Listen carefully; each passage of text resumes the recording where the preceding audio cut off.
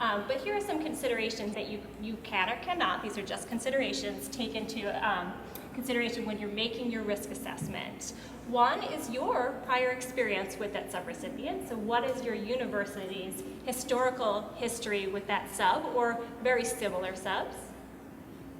Two, results of previous audits. So we know that we can go and we can look up the A133 or now the single audits findings for a particular institution. So taking a look at those and seeing if they apply in any way to the type of relationship you're engaging in with your subrecipient. New or substantially changed personnel or systems. And then thinking about that subrecipient and what type of interaction have they had with federal awards and what's been the results or the outcome of their previous awards that they've received. So while it's very useful to do this at a point prior to issuing the sub, and you really do need to do this prior to issuing the sub, you may not want to do this prior to receiving an award. You need to balance the work of your office and the work of the office at the subrecipient with the risks you're trying to mitigate. So the next bullet is talking about just crafting, being strategic when you craft your legal agreement with the subrecipient.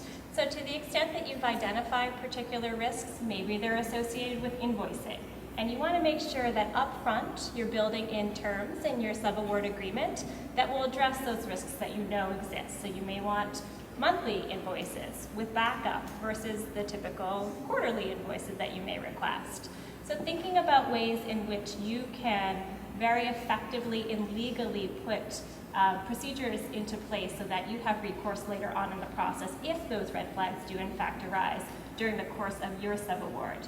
Also, I just want to bring to your attention, and you may already know this, but the uniform guidance has actually expanded slightly the number of data elements that are required in your subaward agreements to 15. I'm not going to rattle them off now, but again, they are in that section 200.331 if you want a reference point. And in many cases, you're going to be using standard agreements, whether it's those provided by the Federal Demonstration Partnership or FDP, or agreement shells that you use at your institution. But consider having standardized language developed for when you need to do the escalation for monitoring, so that each time you decide that this entity has invoicing problems or this entity has effort problems, that you can use the same language in each of those instances when you put in your compensating controls. And I think the last point is perhaps the most important. For us, we found that establishing lines of communication early and often is one of the best ways to mitigate risk. It's really hard to build relationships when you have an issue that you've identified.